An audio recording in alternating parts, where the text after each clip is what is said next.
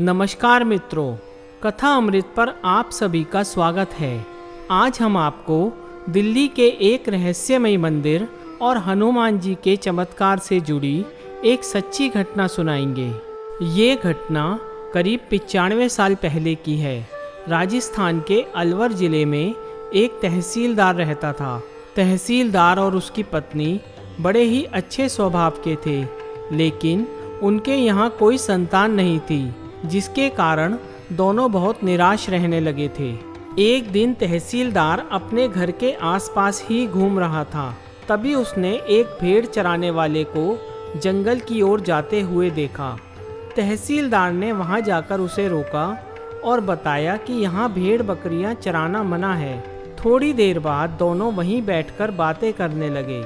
बातों ही बातों में तहसीलदार ने उसे बताया कि इतने साल हो गए, लेकिन अभी तक उसके घर किसी बच्चे ने जन्म नहीं लिया है, जिसकी वजह से वो बहुत परेशान है। ये सुनकर उस गरड़िए ने कहा कि आप दौसा के बालाजी मंदिर जाकर एक बेटे के लिए प्रार्थना कीजिए, वहाँ आपकी झोली अवश्य भरेगी। उस गरड़िए की बात मानकर वो तहसीलदार बालाजी के मंदिर गया और उसने प्रार्थना करते हुए कहा कि अगर मेरे बेटा हो जाएगा तो मैं उसे इसी मंदिर में सेवा के लिए छोड़ जाऊंगा।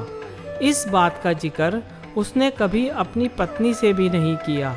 मन्नत मांगने के 1 साल के अंदर ही उसके घर एक बेटे का जन्म हुआ, लेकिन उसके जन्म के बाद बेटे के प्रति प्यार की वजह से तहसीलदार अपनी बात से मुकर गया और उसने हनुमान जी से कहा कि मैंने जो आपको वचन दिया था वो मैं पूरा नहीं कर पाऊंगा। आपका ये ऋण मुझ पर हमेशा रहेगा। कुछ समय बीतने के बाद जब वो बेटा बड़ा हुआ तो पिताजी ने उसे हरिद्वार के एक बड़े विद्वान प्रभुदत्त ब्रह्मचारी जी के यहाँ पढ़ने के लिए भेज दिया। उस लड़के में बड़ी अद्भुत शक्ति थी। उसे रामायण कंठस्थ थी। बिना पढ़े ही वो पूरी रामायण का पाठ कर लेता था।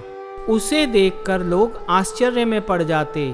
उसकी ख्याति दूर दूर तक फैल गई और वो साधु सन्यासियों और बड़े बड़े उद्योगपतियों के यहाँ रामायण का पाठ करने लगा। कुछ समय बाद उसकी शादी भी हो गई। लोग उन्हें नारायण स्वामी के नाम से पुकारने लगे। एक दिन देश के बड़े उद्योगपति जुगल किशोर बिरला ने अखबार में विज्ञापन दिया, दिल्ली के लक्ष्मी नारायण मंदिर यानी बिरला मंदिर में रामायण का पाठ होना है, जिसके लिए उन्हें एक अच्छे व्यक्ति की तलाश है, जिसका टेस्ट खुद बिरला जी लेंगे। उसी तारीख पर नारायण स्वामी अपनी पत्नी के साथ बिरला निवास पहुंच गए। वहां और भी लोग आए थे जो बिरला जी को रामायण पढ़कर सुना रहे थे। जब नारायण बाबा की बारी आई तो उन्होंने बिना रामायण हाथ में लिए पाठ शुरू किया। बिरला जी के अनुग्रह पर उन्होंने हारमोनियम पर गाकर भी रामायण सुना दी।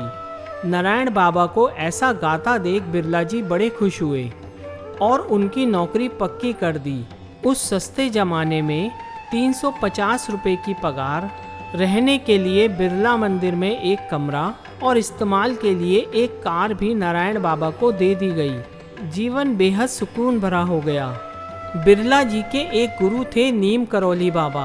वो बड़े ही चमत्कारी संत थे। एक दिन वो वृंदावन से दिल्ली आए। उन्हें प्रसन्न करने के लिए बिरला जी ने नारायण बाबा का एक रामायण का पाठ रखवा दिया। जब नीम करौली बाबा ने रामायण का पाठ सुना तो उन्होंने नारायण से मिलने की इच्छा जाहिर की। जब नारायण बाबा उनसे मिलने पहुँचे तो नीम करौली बाबा ने कहा कि तेरे पिताजी ने हनुमान जी से धोखा किया है। तेरा जन्म हनुमान जी की सेवा के लिए हुआ है। ये कहकर नीम करौली बाबा ने नारायण को सारी बात बता दी, लेकिन नारायण बाबा अपने पिताजी के खिलाफ कुछ भी सुनने को तैयार नहीं थे। बाद में ये तय हुआ कि अगर नीम करौली बाबा की बात सच निकली तो वे उन्हें गुरु रूप में स्वीकार कर लेंगे। अगले ही दिन नारायण बाबा अलवर पहुँचे और अपने पिताजी से पूछा कि एक संत आपको धोखेबाज और हनुमान जी का ऋणी बता रहे हैं, कृपया आप मुझे बताइए सच क्या है। ये सुनकर नारायण के पिताजी आश्चर्य में पड़ गए और बोले, ये बात सत्य है। वो संत हनुमान जी ही हो सकते हैं, क्योंकि ये बात सिर्फ उन्हें ही पता है। पिता की बात सुनने के बाद नारायण बाबा वहाँ से वापस लौट आए और नीम करौली बाबा को अपना गुरु स्वीकार कर लिया। नीम करौली बाबा ने आदेश दिया कि नारायण, तेरा जन्म हनुमान जी की सेवा के लिए हुआ है, इसलिए छोड़ दे ये नौकरी और हनुमान जी की सेवा में लग जा। गुरु आदेश मिलते ही नारायण बाबा ने नौकरी छोड़ दी और दिल्ली के महरौली इलाके में एक गुप्त मंदिर में आश्रय लिया और हनुमान जी की सेवा शुरू कर दी। नीम करौली बाबा ने आदेश दिया कि किसी से 1 रुपया भी नहीं लेना है और हर साल नवरात्रि में लोगों का भंडारा करना है। नारायण बाबा को ये बात थोड़ी अजीब लगी कि 1 पैसा भी किसी से नहीं लेना और हर साल हजारों लोगों को खाना भी खिलाना है, लेकिन गुरु ने जो कह दिया वो पत्थर की लकीर है। बिना कुछ सोचे नारायण बाबा ने अपना काम शुरू कर दिया। नीम करौली बाबा ने बिरला जी से कहकर नारायण बाबा की पत्नी को घर चलाने के पैसे हर महीने दिलवा दिए, लेकिन नारायण बाबा को पैसों से दूर रखा। 1969 से आज तक इस मंदिर में हर साल 2 बार नवरात्रि में हजारों लोग भंडारा खाकर जाते हैं। किसी को आज तक इस मंदिर में पैसे चढ़ाते नहीं देखा गया, लेकिन हनुमान जी की कृपा से प्रसाद पाते सबको देखा गया है।